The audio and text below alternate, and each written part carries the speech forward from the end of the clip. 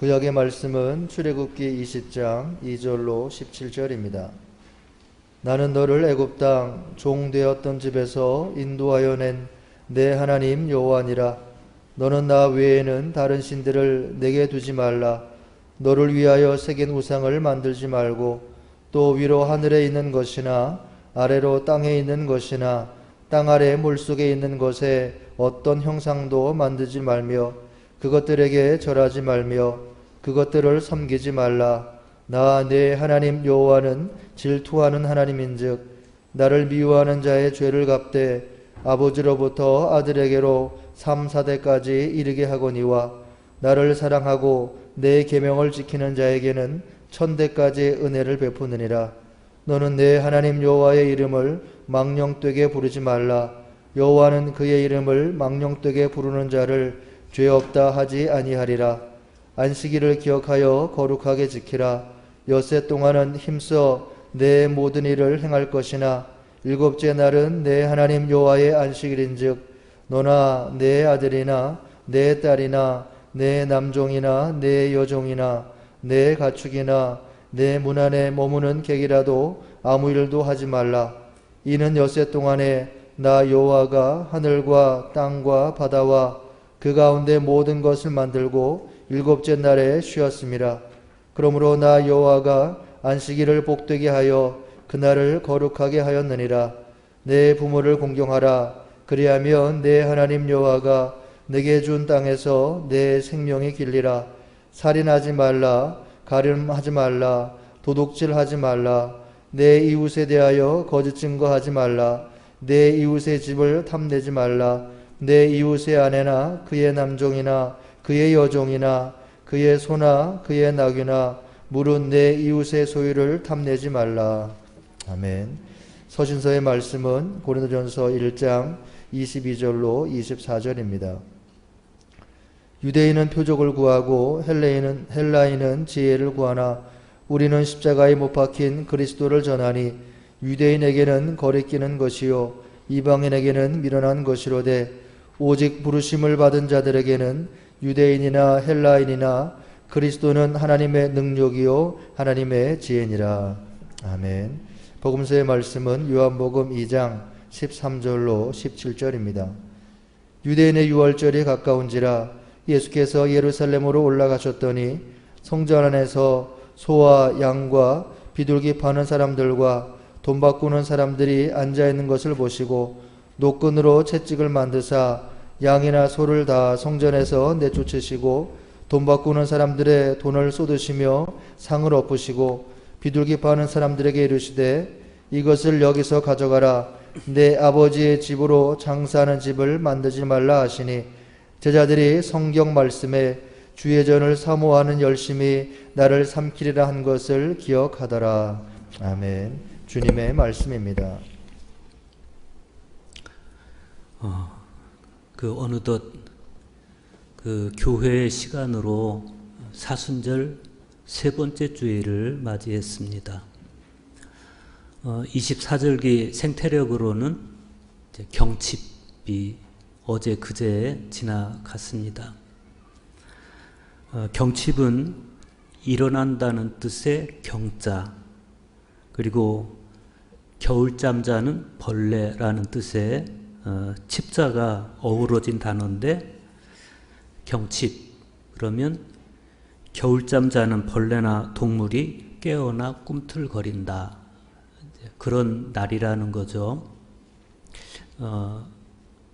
그러고 보면 우리 조상들은 그렇게 계절의 흐름 속에서 눈에 보이는 사람들 뿐만 아니라 우리 눈에 잘 보이지 않는 벌레라든지 이런 창조 질서 안에 있는 모든 생명체들의 움직임까지도 세밀하게 보아내는 생태적 감수성, 그것이 그분들 안에 있었던 것 같아요. 그게 이제 우리 선조들의 지혜인데, 사실 그리스도교 영성이라고 하는 것은 바로 그런 생태적 영성 혹은 생태적 감수성을 우리에게 요구합니다.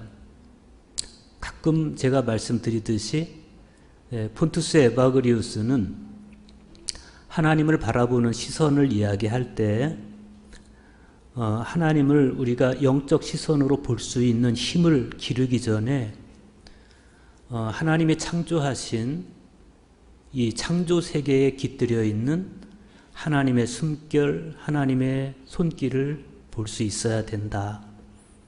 예수님께서 공중의 새를 봐라, 또 들의 백합화를 봐라. 이건 왜 보라는 거예요? 공중의 새를 보면 새를 먹이시는 하나님의 손길이 보이고, 들의 백합화를 보면 그 풀꽃을 입히시는 하나님의 손길이 보이니까 봐라. 그러니까 결국은 백합화를 봐라, 꽃을 봐라, 이 말씀은 하나님의 손길을 봐라, 이런 말씀이죠. 그래서 그리스도교 영성은 그런 풀꽃을 통해서도 하나님을 보아낼 수 있는 생태적 감수성을 우리에게 요청한다, 그런 거예요.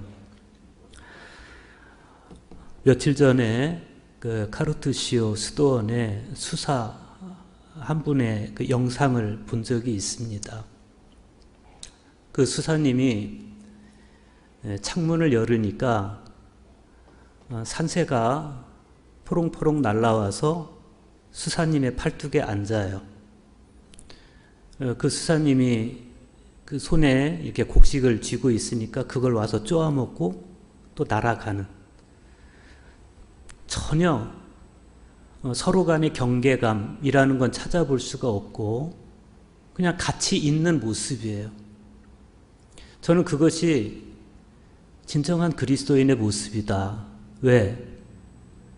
하나님을 보아낼 수 있는 시선이 있고 하나님의 숨결 안에서 살아가는 사람은 누구를 향해서도 공격적이지 않기 때문에 이웃을 향해서도 창조 질서를 향해서도 공격적이지 않기 때문에 그냥 같이 일치를 이루고 살아가는 거예요. 이게 진짜 그리스도인의 모습이라는 것이죠. 오늘 성서 일과의 말씀들은 일제히 우리에게 그 사실을 가르쳐 줍니다.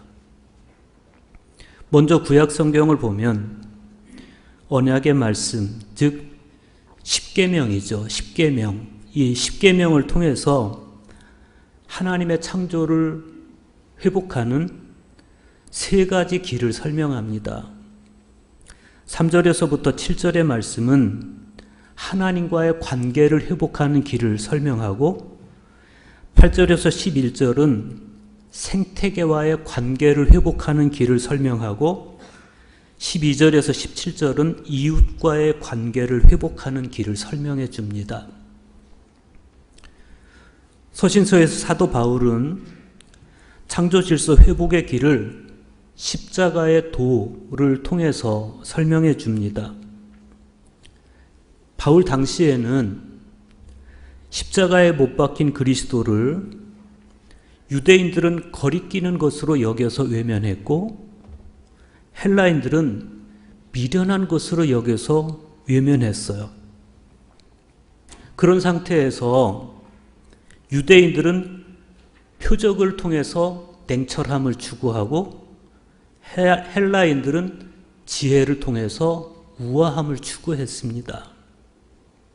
그런데 그렇게 표적을 통해서 냉철함, 또 지혜를 통해서 우아함을 추구하는 그 이면에는 아주 속물적인 우상 숭배가 뱀처럼 또아리를 틀고 있었습니다.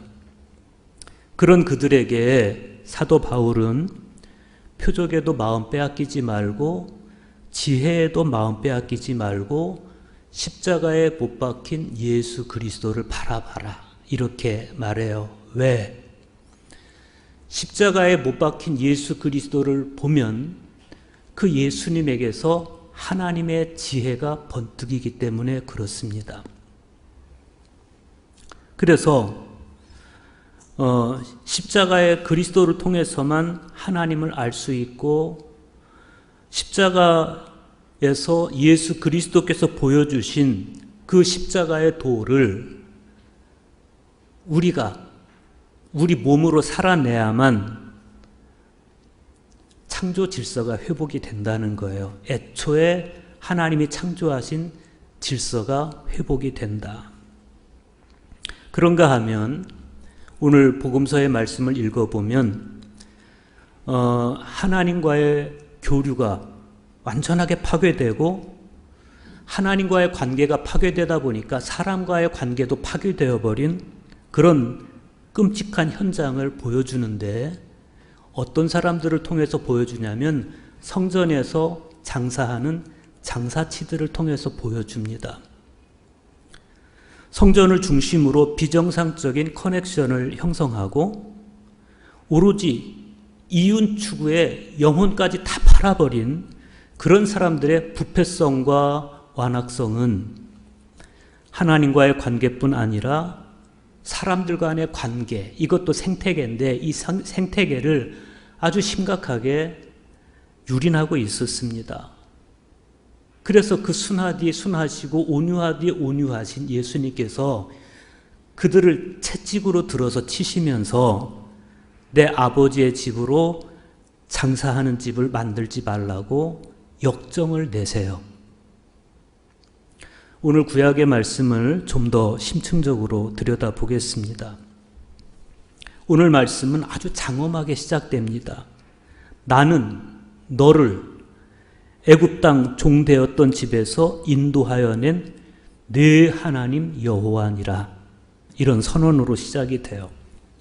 이 선언을 읽으면서 우리가 잊지 말아야 될 게 있어요. 뭐냐면 십계명은 하나님께서 히브리들을 애굽인들의 압제에서 해방시키시고 그 이후에 광야에서 히브리들과 맺어주신 언약이라는 거예요.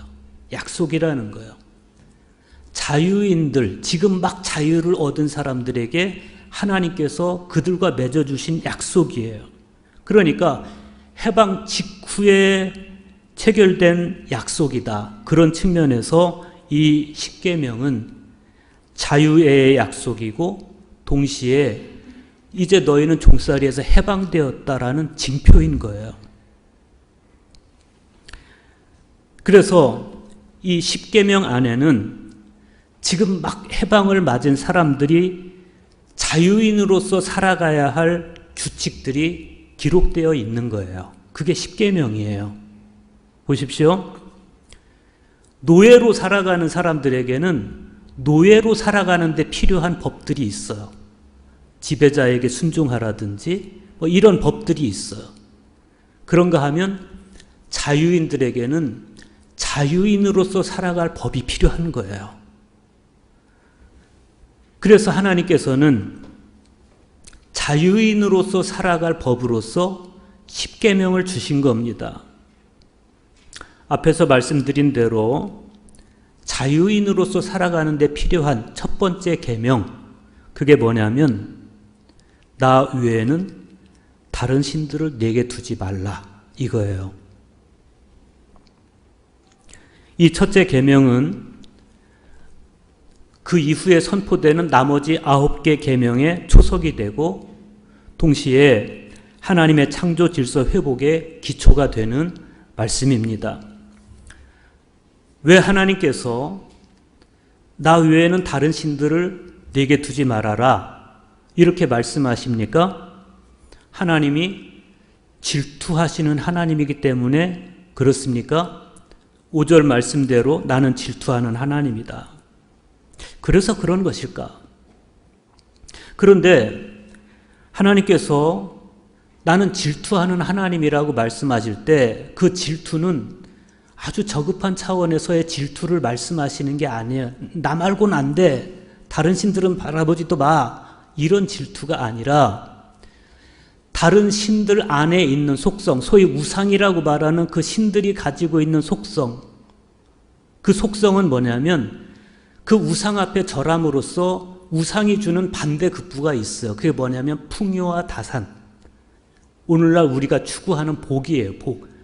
그러니까 나에게 절하면 복을 줄게. 이건 일종의 계약이에요. 그러니까 정확하게 말하면 우상을 섬기는 건 우상 그 자체를 숭배하는 게 아니라 우상이 주는 복을 숭배하는 거예요. 우상을 탐욕의 대상으로 보는데 나는 질투하는 하나님이다. 이 말씀의 이면에는 하나님 안에 있는 거룩한 속성이 그 우상들이 가지고 있는 탐욕적인 속성과 맞지 않기 때문에 우상을 숭배하듯이 나를 숭배하지 말아라. 이런 말씀인 겁니다. 우리는 이 첫 번째 계명의 보다 정확한 의미를 이어지는 두 번째 계명을 통해서 알 수가 있습니다. 4절과 5절 보십시오. 너를 위하여, 자, 너를 위하여 이 말씀을 일단 마음에 담아둬 보세요. 너를 위하여 새긴 우상을 만들지 말고 또 위로 하늘에 있는 것이나 아래로 땅에 있는 것이나 땅 아래 물속에 있는 것에 어떤 형상도 만들지 말며 그것들에게 절하지 말며 그것들을 섬기지 말라.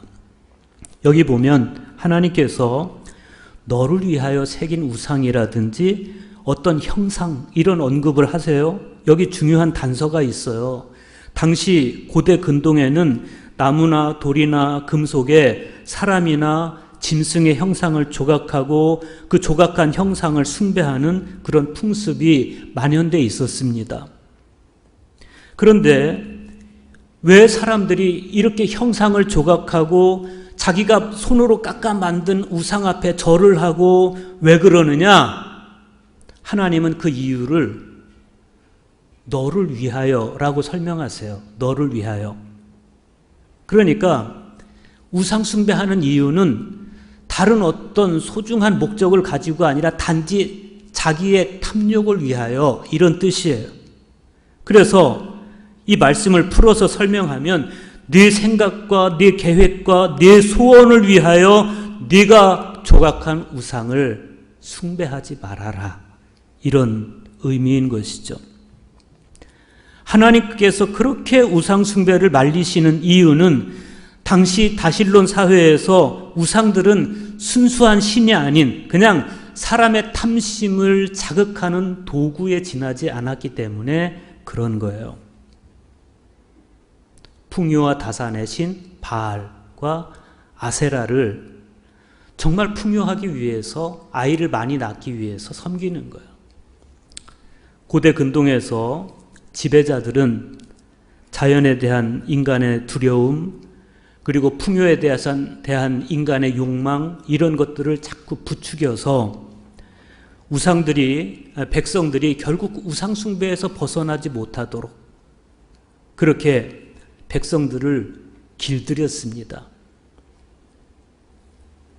그들은 그렇게 백성들 안에 있는 두려움과 그들의 무지를 악용해서 자신들의 지배 구조를 구축해 갔고 백성들은 백성들대로 그냥 풍요에 대한 욕망에 겨워서 이 우상숭배를 빠져나가지를 못했어요. 그러니까 이 우상숭배는 마치 올가미처럼 백성들을 옥조아 매고 파라오라든지 당시 지배자들은 백성들을 그 우상숭배라는 구조에 그냥 매몰되게 만들고 그리고 그 영향권 안에서 지배를 해나간 겁니다. 하나님이 금지하신 것은 그런 걸 금지한 거예요. 적어도 사람이 누구의 형상대로 만들어졌어요? 하나님의 형상대로 만들어진 거예요. 천지를 창조하신 하나님의 거룩한 형상대로 만들어진 왕적인 존재로 만들어진 그런 인간이 자기 욕망을 우상에게 투사하고 그 욕망 앞에 절을 하면서 우상의 노예가 되고 욕망의 노예가 되어서 살아가는 그런 삶을 살지 말아라. 그리고 그 구조 안에서 그걸 적당하게 발현시켜주는 지배자들에게 그렇게 굴종하면서 살아가지 말아라. 그런 의미가 있는 거예요. 심지어 하나님은 나의 이름을 부를 때도 그렇게 우상에게 투사한 욕망을 나에게 투사해서 내 이름을 부르지 말아라. 그런 뜻을 분명히 아십니다. 그게 7절의 말씀이에요. 너는 네 하나님 여호와의 이름을 망령되게 부르지 말라. 여호와는 그의 이름을 망령되게 부르는 자를 죄 없다 하지 아니하리라. 여기서 망령되게라는 단어는 히브리어로 보면 라사웨예요. 라사웨. 헛되이 또 쓸데없이 함부로 이런 의미를 가지고 있습니다.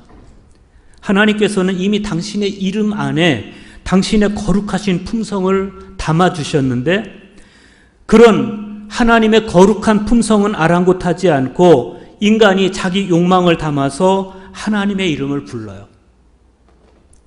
그럴 때 하나님의 이름은 더럽혀지는 거예요. 이를테면 우리나라도 그래요. 옛날에 우리가 무당을 찾아가고 또 뭐 나무에 무슨 헝겊을 잔뜩 감아두고 가서 섬기고 그렇죠. 왜 그렇습니까? 거기 무슨 귀한 교훈을 받아서 정말 사람답게 살려고 그러는 겁니까? 아니에요. 가서 비는 거예요. 자식을 위해서, 나의 탐욕을 위해서 비는 거예요. 그러니까 우상을 바라보고는 있지만 사실은 그것이 주는 돈을 바라보고 자신의 탐욕을 성취할 도구로서 보는 거예요. 하나님의 이름을 부를 때 그렇게 하지 말라는 거예요. 수많은 사람들이 하나님께로 돌아와서도 하나님의 이름을 부르면서 여전히 하나님의 이름을 부르면서 하나님을 보는 게 아니라 하나님께서 주시는 복을 바라보고 그럴 때 그게 하나님의 이름을 망령되이 부르는 거예요. 그러지 말라는 거예요.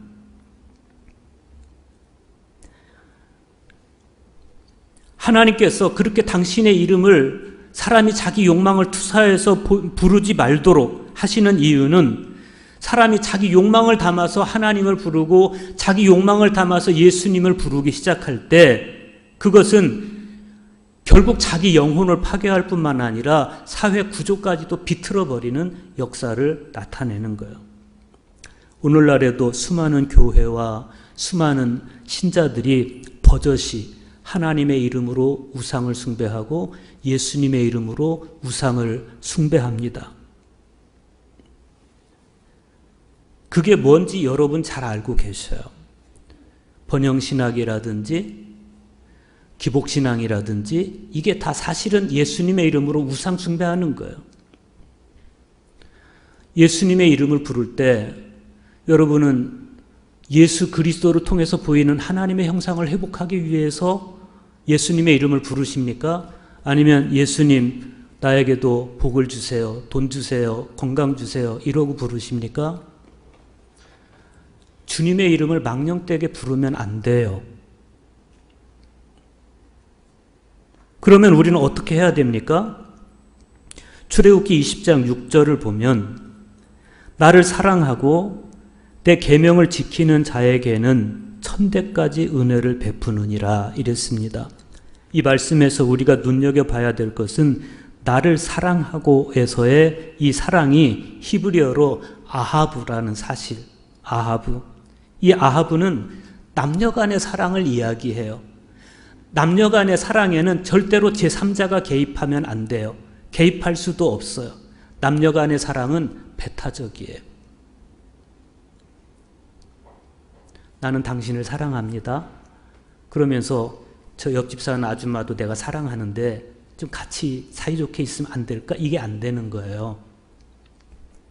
하나님과 우리 사이의 사랑은 아하브예요. 우리 사랑은 순결한 사랑이어야 되는데 우상숭배적인 요소가 끼어들면 안 된다는 거예요. 그래서 하나님을 정말 순일하게 사랑하고 순수하게 사랑해서 하나님과 나와 진정한 일치를 이룰 때 그때 비로소 우리는 내 옆에 있는 이웃도 순전하게 사랑하게 되는 것이고 하나님께서 우리를 행복하게 살라고 만들어주신 하늘의 새나 들의 꽃이나 나무나 모든 창조 질서와 하나를 이루는 진정한 일치를 이루는 삶을 살 수가 있는 겁니다.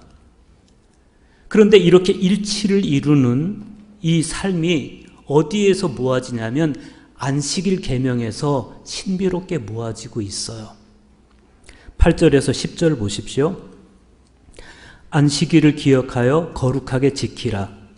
엿새 동안은 힘써 내 모든 일을 행할 것이나 일곱째 날은 내 하나님 여호와의 안식일인즉 너나 내 아들이나 내 딸이나 내 남종이나 내 여종이나 내 가축이나 내 문 안에 머무는 객이라도 아무 일도 하지 말라.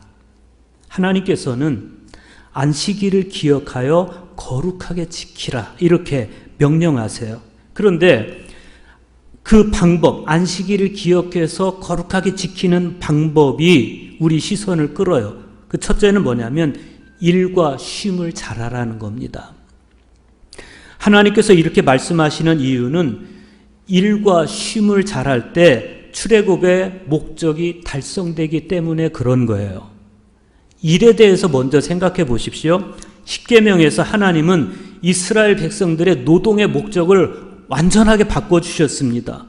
여러분, 그들이 애굽에서 노예로 있을 때 그들이 하는 일은 모두 파라오를 위해서 하는 일이었어요. 바로를 위해서 하는 일이었어요. 바로를 위해서 벽돌을 굽고 바로를 위해서 성을 쌓아요. 그들에게는 자기 일이라는 게 없어요.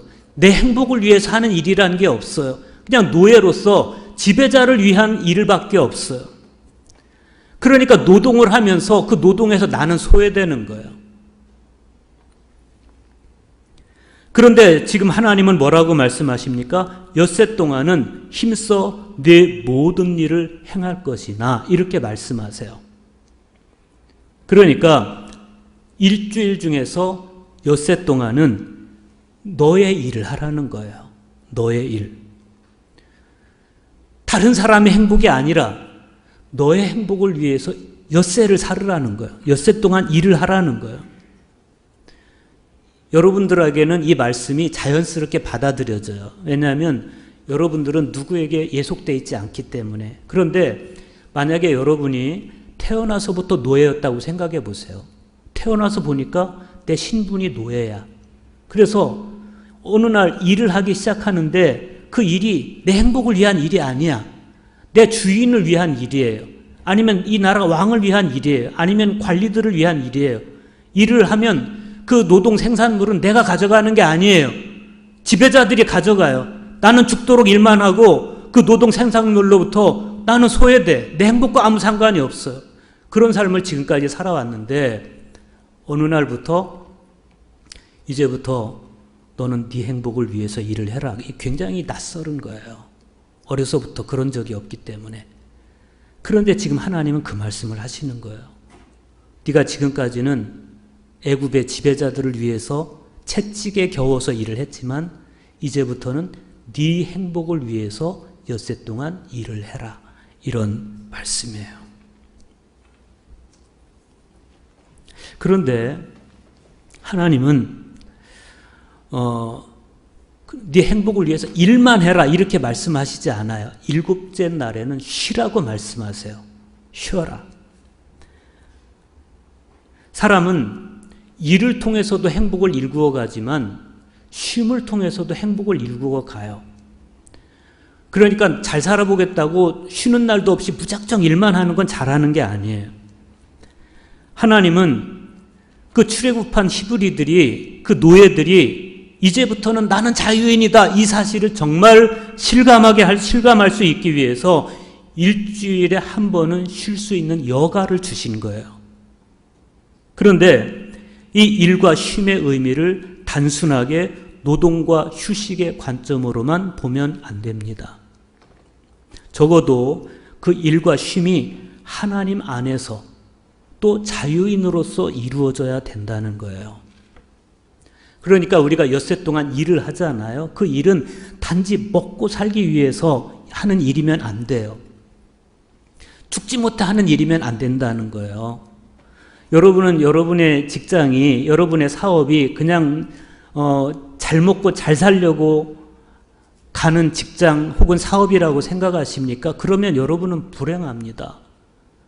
나의 직장은 하나님이 당신의 뜻을 이루기 위해서 나를 파송한 선교의 현장인 거예요. 내 가정도 그렇고 내 사업도 그래요. 우리가 그 소명감을 가질 때 나의 일은 행복할 수가 있어요. 그리고 정말 우리는 나의 모든 생산물을 통해서 진정한 행복을 얻을 수가 있어요. 쉼도 마찬가지입니다. 쉼도 그냥 완전히 퍼져서 쉬는 그런 쉼이 아니라 하나님께서 주시는 영적인 행복과 몸의 휴식이 주는 몸의 휴식을 같이 누리는 거예요. 하나님께 나와서 예배도 하고 그러면서 영적으로도 또 몸도 같이 쉬는 게 진정한 쉼인 것이죠. 그런데 여기서 더 중요한 사실이 있어요. 그게 뭐냐면 쉬되 너 혼자만 쉬지 말라는 거예요. 너 혼자만 쉬지 마라. 그러면 어떻게? 내 아들이나 딸이나 내 남종이나 여종이나 심지어 가축과 개까지도 같이 쉬어라. 나만 쉬면 됐지 굳이 종까지 쉬어야 됩니까? 저것들은 일해야 되는 거 아닙니까? 그렇게 하지 말라는 거예요. 네가 하나님의 형상대로 지음받은 귀한 존재면 네 집에 있는 종도 어쩔 수 없는 어떤 형편에 의해서 종이 되었지만 그러나 그 종도 내가 사랑하는 내 형상대로 지음받은 소중한 존재라는 거예요. 그러니까 네 종도 쉬게 해줘라. 가축들은요, 가축들도 내가 사랑해서 만든 것들이니 가축들도 쉬게 해줘라. 그래서 사람도 쉬고 가축들이 다 같이 쉬는, 같이 존귀함을 받을 때 하나님의 창조 질서가 하나님의 창조하신 목적대로 운행이 되는 거죠. 그래서 하나님은 8절 말씀에서 안식일을 기억하여 거룩하게 지키라 말씀하시면서 안식일에 자신과 종들까지 또 동물들까지 다 쉬는 것은 하나님과 진정으로 연합한 사람만이 할 수 있는 참되고 진정한 거룩임을 분명하게 하는 거예요. 우리가 하나님과 진정한 연합을 이루고 하나님의 거룩성이 내 안에 있지 않으면 나는 쉬지만 종들은 못 쉬게 하는 거예요. 다른 동물들도 못 쉬게 하고. 12절에서 17절의 말씀을 보면 보다 적극적인 의미에서 하나님은 이웃사랑을 이야기합니다. 내 부모를 공경하라. 그리하면 네 하나님 여호와가 네게 준 땅에서 네 생명이 길리라. 살인하지 말라. 간음하지 말라. 도둑질하지 말라. 내 이웃에 대하여 거짓 증거하지 말라. 내 이웃의 집을 탐내지 말라. 내 이웃의 아내나 그의 남종이나 그의 여종이나 그의 소나 그의 낙이나 무릇 내 이웃의 소유를 탐내지 말라. 내 부모 외에도 내 이웃 하나님은 계속 그 말씀을 하세요. 왜? 정말 하나님 한 분만 바라보는 사람은 내 이웃도 똑같이 봐야 된다는 겁니다. 이웃과의 관계를 파괴하지 말라는 것. 도적질, 간음, 살인 이런 걸로 파괴하지 말아라. 그런데 그게 파괴됐어요. 그 파괴된 현장을 적나라하게 보여주는 게 오늘 복음서의 말씀이에요. 요한복음 2장 13절과 14절 보십시오. 유대인의 유월절이 가까운지라 예수께서 예루살렘으로 올라가셨더니 성전 안에서 소와 양과 비둘기 파는 사람들과 돈 바꾸는 사람들이 앉아 있는 것을 보시고 그랬어요. 유월절 해방을 기념하는 축제를 맞아서 예수님께서 예루살렘으로 올라가십니다. 그런데 예수님께서 성전으로 들어가시려는 찰나에 한 무리가 예수님의 눈에 띄었어. 어떤 사람들? 소와 양과 비둘기 파는 사람들, 그리고 돈 바꿔주는 사람들이 예수님의 눈에 띄어요. 그런데 예수님께서 갑자기 노끈으로 채찍을 만드셔서 그 사람들을 때리기 시작하는 거예요. 상상도 할 수 없는 모습입니다. 그러면서 그들의 상을 둘러 엎으시고 다소 폭력적인 모습으로 예수님께서 그들을 물리치세요. 정상적이지 않은 언론이 있었다면 예수 폭력을 휘두르다 이런 식으로 보도했을지도 모르겠어요. 예수님께서 그들에게 이것을 여기서 가져가라. 내 집으로 장사하는 집을 만들지 말라고 말씀하세요. 예수님이 왜 이렇게 역정을 내십니까? 그들의 행위가 정도를 이탈했기 때문에 그래요. 그들은 성전 안에서 장사를 하거나 아니면 환전을 해주면서 부당하게 이익을 남기는 방법을 썼어요. 그 부당한 이익을 중심으로 그들과 성직자들과 성전 관리자들 사이에 아주 불이한 이해관계가 형성돼 있었고, 그러면서 제사하러 온 사람들에게 부당한 힘을 행사합니다. 이게 뭐냐면 사람과 사람과의 관계가 파괴된 걸 보여줘요. 그 성전 안에서 있는 성직자들이 정말 하나님과 진짜 자기들이 진정한 일치를 이루고 있었다면 그 성전에 제사하러 오는 사람들이 사랑스러웠을 거예요. 그래서 그들에게 어떤 이익도 남기려고 하지 않았을 거예요. 그들을 도구로 보지 않았을 거예요. 그들을 탐욕의 대상으로 보지 않았을 거예요.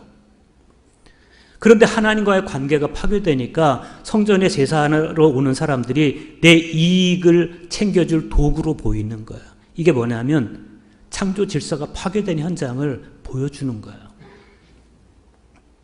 예루살렘 성전은 그래도 되는 곳이 아니에요. 유월절은 그래도 되는 날이 아니에요. 예루살렘 성전은 자유의 상징이에요. 사람들은 여기서 하나님이 주신 자유를 만끽해야 돼요. 유월절은 해방의 날이에요. 악한 지배로부터 해방된 사람들이 유월절 제사를 드리기 위해서 이곳에 와서 정말 자유인으로서의 행복을 만끽해야 돼. 그런데 오히려 그곳이 이제는 돈의 노예가 된 사람들의 현장이 되고 말았어요. 이건 안 되는 거예요. 그래서 예수님은 채찍을 들 수밖에 없는 겁니다. 돈밖에 보이지 않는 사람들. 하나님이 보이지 않으니까 이웃도 안 보이고 그냥 자기 이익만 보이는. 여러분, 오늘 서신서의 말씀에 보면 사도 바울이 이런 말씀을 하세요. 유대인은 표적을 구하고 헬라인은 지혜를 찾으나.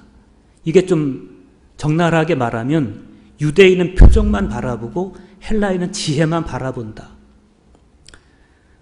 바울은 종교적 인간상으로는 유대인을 보여주고 정치 문화적 인간상으로는 헬라인을 보여주는데, 당시 유대인은 메시아의 증거를 보기 위해서 표적을 구했고 헬라인은 고상한 삶을 추구하면서 지혜를 구했어.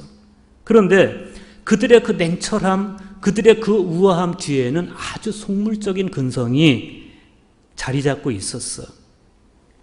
결국 표적에 눈이 멀고 지혜에 눈이 먼 그들은 그것들만 보느라고 정작 십자가에 달리신 예수 그리스도는 못 보는 거예요.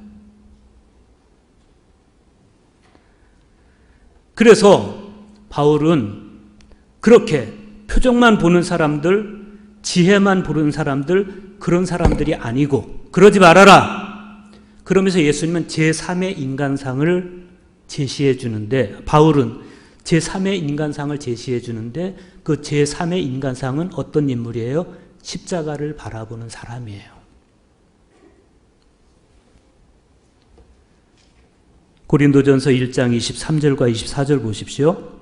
우리는 십자가에 못 박힌 그리스도를 전하니 유대인에게는 거리끼는 것이요 이방인에게는 미련한 것이로되 오직 부르심을 받은 자들에게는 유대인이나 헬라인이나 그리스도는 하나님의 능력이요 하나님의 지혜니라. 사람들이 표적에 눈이 멀고 지혜에 눈이 멀어서 그것만 쳐다보고 있을 때 사도 바울은 십자가에 못 박히신 예수 그리스도를 바라보고 있어요. 왜? 그 십자가에 하나님의 지혜가 나타났기 때문에. 여러분은 아멘 하지만 당시 문화 안에서는 말도 안 돼요. 하나님의 지혜는 어떤 강력한 무기라든지 강력한 정치 권력이라든지 이런 걸 통해서 나타날 것 같은데 그게 아니고 희생의 상징물인 십자가에서 보였다는 거예요. 그 십자가에서 피를 줄줄 흘리면서 죽어간 예수 그리스도에게서 하나님의 지혜가 보여. 그 뭐예요? 참된 지혜는 십자가에 있다는 거예요. 세상적 지혜는 힘을 가져야 되고 무기를 가져야 되지만, 정치하는 사람들이 뭉쳐야 되지만, 하나님의 지혜는 희생을 통해서 나타났고 하나님의 지혜는 사랑을 통해서 나타났다는 거예요. 그래서 십자가를 봐라. 그 십자가가 유대인들이 보기에는 거리끼는 것이고 헬라인들이 보기에는 아유 미련한 것이지만, 그러나 바울에게는 자신의 전부였다. 오직 그리스도 안에만 있는 진정한 자유와 생명의 소중함, 그걸 바울이 봤기 때문에 나는 그리스도만 알기를 원한다라고 바울은 말씀하는 것이고, 그리고 그 탐욕에 눈멀어 있고 지혜에 눈멀어 있는 사람들을 아니야, 십자가 아래로 와야 돼. 그래서 십자가를 보여주면서 십자가에 나타난 하나님의 지혜로만 우리는 참된 삶을 살 수 있다고 예수님은 보여주시는 겁니다. 바울은 보여주는 겁니다.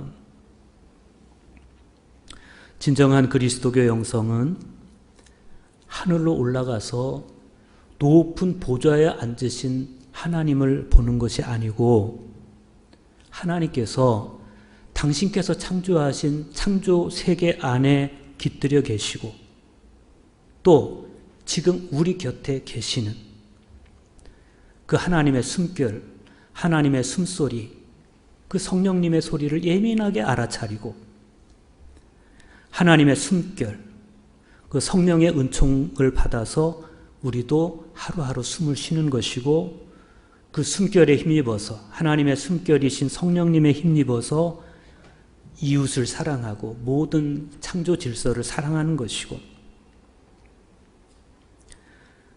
새와 풀과 꽃과 모든 살아있는 것들과 애틋하게 순환하면서 살아가는 것입니다. 그게 진정한 그리스도인의 삶입니다. 사순절이 깊어가는 이때에 우리 모두의 영의 눈이 뜨여서 첫째, 하나님과 진정한 일치를 이루고, 그 다음에 하나님이 창조하신 모든 창조 세계와 이웃들과 일치를 이루고, 그런 가운데서 다가오는 부활절을 손꼽아 기다리는 그러한 저와 여러분 될 수 있기를 주님의 이름으로 축원합니다.